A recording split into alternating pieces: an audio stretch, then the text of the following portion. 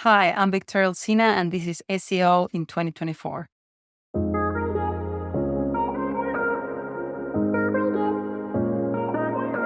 Victoria, what's your number one SEO tip for 2024? My number one SEO tip for 2024 is to build your own prompt libraries using AI and the voice and the instructions that your different clients needs to produce the different samples or different content typologies that they use. Okay, so why does an SEO need to do this? Is AI not evolving so rapidly that perhaps something that you do today won't necessarily be required in a month's time? The truth is that the AI now cannot do that. So I don't know if in a week's time we will have an AI that can automatically act like a client, and how they write, the tone of voice, the unique selling proposal. It is possible, but I can only talk from my perspective of today. And so far, I haven't seen any AI that does that. You can certainly use the link reader plugin in GPT-4 that allows you to read different URLs, and therefore you can tell, write like this client, here are some samples, but you still need the samples. Okay, great. And what does a great prompts library actually look like? The prompt libraries that I'm working with clients are instructions that are aimed to produce their most popular content typologies faster. For example, this tends to be a newsletter intro. Social media, probably the most important one for B2B is LinkedIn. So your LinkedIn prompts. How would you write about a topic? What's your tone of voice? How does this brand talk to their audience on LinkedIn? And for that, you need to define the audience, obviously. It's not the same client of mine that is in crypto compliance that a client of mine that is in automation testing. Developers and compliance officers talk in a different way. Another very popular content typology would be product pages. So different clients talk about the client differently. The CTA, the way that the CTA displays the unique selling proposal is different. So product pages is another one. Press releases is something that they do a lot. And certain kind of reports or guides also. If you have the ultimate guide to crypto compliance or the ultimate guide to automation testing, that will look quite different.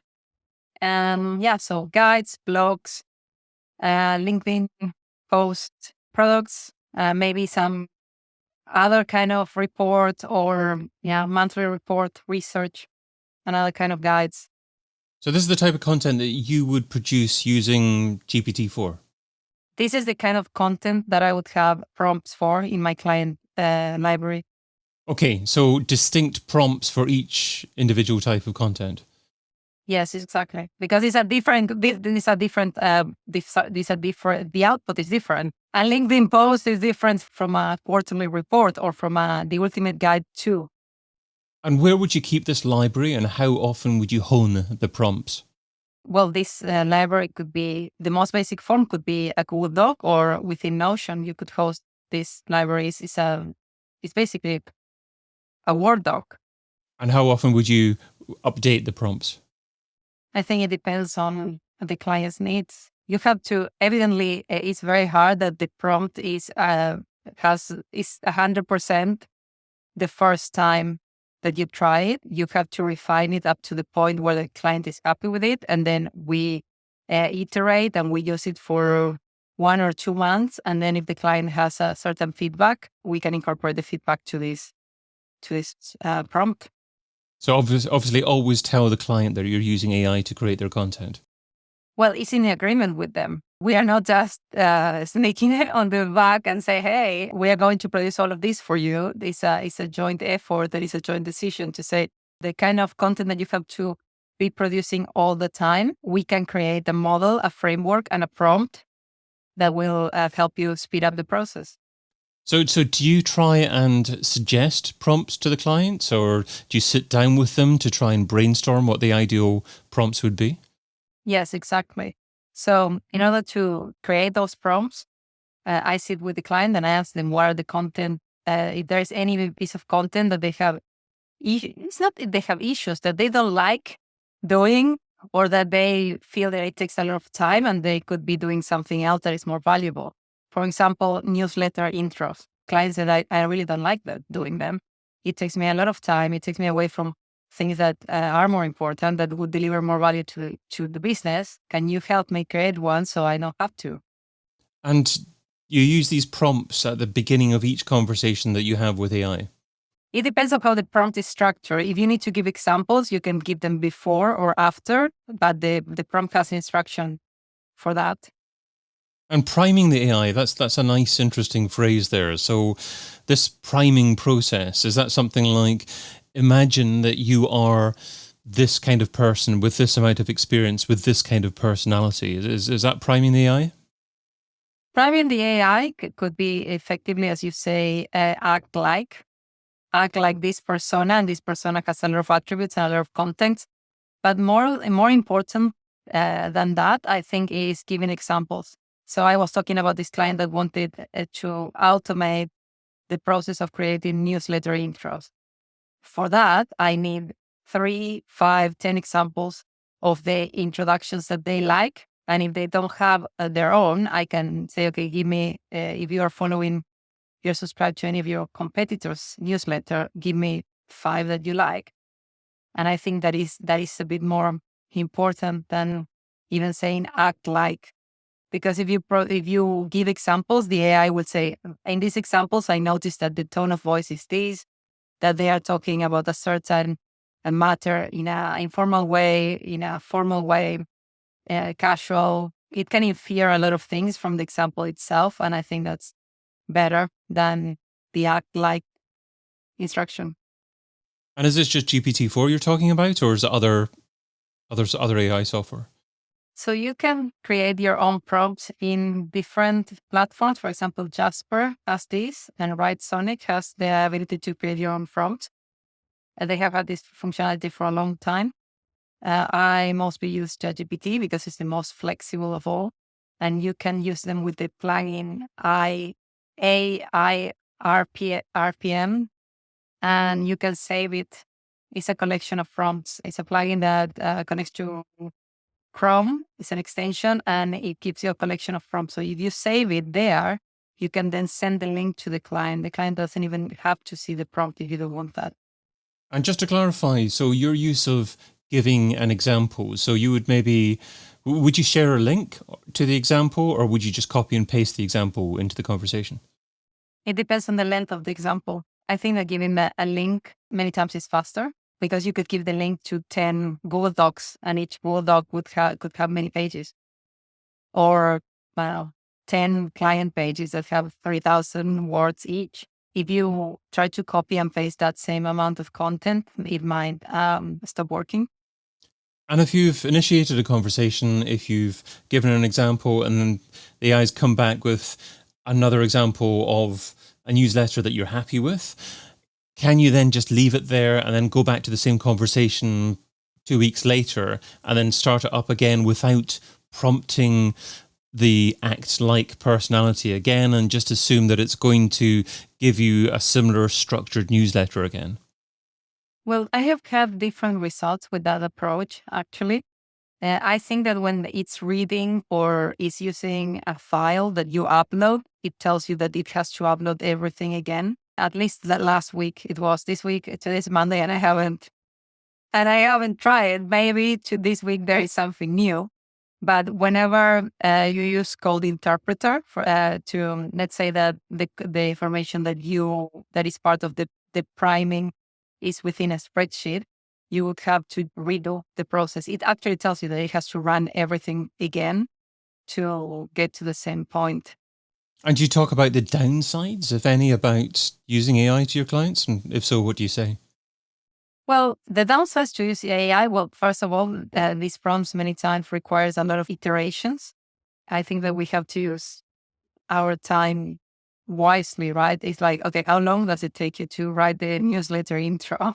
Because to have a prompt that looks excellent might take me, 5 to 10 hours. Is this something that you want to spend your budget on? Or would you rather have me spend that time on something else? Besides that, sometimes the AIs can seem repetitive or use words that the client would generally use, we can again take those words and put them as instructions, like avoid using these terms or avoid using this. And obviously, there is the little problem we have with fact checking, which we all know in AI. AI hallucinates, AI makes up things, and that cannot happen in certain industries that are regulated, right? If I write the product pages for solicitor, that has to be errors. They can get suspended if they have errors.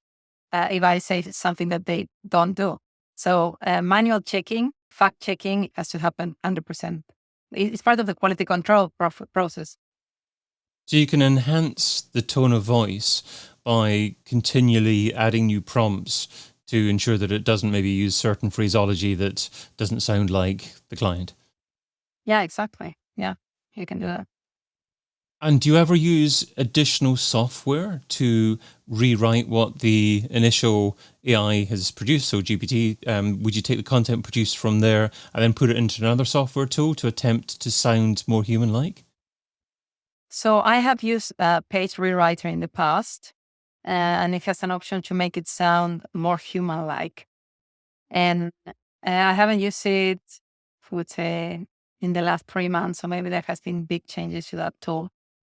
But I think that when we do manual checking, many times a content writer or anyone that works with the product itself will add words that are not what the AI would do. That gives it a layer that it sounds a bit more human, at least for Google, in terms of the patterns. Because what AI does is to give you the word that is most likely to follow after another word, right? So when a human comes in, most of the times it interrupts that pattern. And that brings more human-like. If an SEO is struggling for time, what should they stop doing right now so they can spend more time doing what you suggest in 2024? Well, I think that many times NCOs, particularly freelancers or consultants, we try to do everything ourselves. So the first thing would be to outsource with another SEO or with a BA, which is something I have been doing in the last month. I'm unable to do all of the things that I have to do in my day. I have outsourced my social media. I have outsourced a small task, a manual task, and partnering with another SEO consultant that will help me deliver different services. And besides that, what I'm trying to do is to automate the manual and repetitive processes using tools like Zapier. I think they say Zapier. But I pronounce it in a Latin American way. Zapier. Okay. Many people in the UK pronounce it Zapier, but that's another story. Zapier. Well, in Cordoba, where I'm from, they will call it Zapier. This is going down a rabbit hole, but I believe that in the States, it is Zapier because the initial strapline was Zapier makes you happier. Oh, right. I didn't know that. So we were talking about automation tools. Call it Zapier, call it IFTTT. I don't know if you pronounce it that way. It's fine. Integromat is now make.com. And you can have a trigger, an event that you can use, for example, an RSS feed or Haro queries, for example. That could be a Haro email. Daily email could be a trigger. And then you have a ChatGPT module, which can receive instructions from that trigger, creates something with that output. In the case of Haro, for example, we know that this is a resource that SEO people use a lot, and it's very hard to reply to journalist requests every day. It's very time consuming. So I recently created one workflow where the moment that Haro email arrives and it's related to SEO or marketing or AI, alone, it will generate a draft from that query from the AI will make.com, takes that query and generates a reply. That's a great tip there. So Haro obviously help a reporter out, and it's a service that you can use if you want to be the thought leader, you want to provide a quote to a journalist, then if you can get back to them as soon as possible, you're obviously more likely to be featured within their story. Exactly. So it's really time consuming to do that every day because Haro sends you 3 emails per day, Monday to Friday. So you either have a person, you could outsource it with a VA, which is part of my tip. Like, okay, outsource it with a VA or use automation. You can find Victoria Olsina over at victoriaolsina.com. Victoria, thanks so much for being part of SEO in 2024. Thank you, David. I enjoyed this time with you. Thank you for inviting me.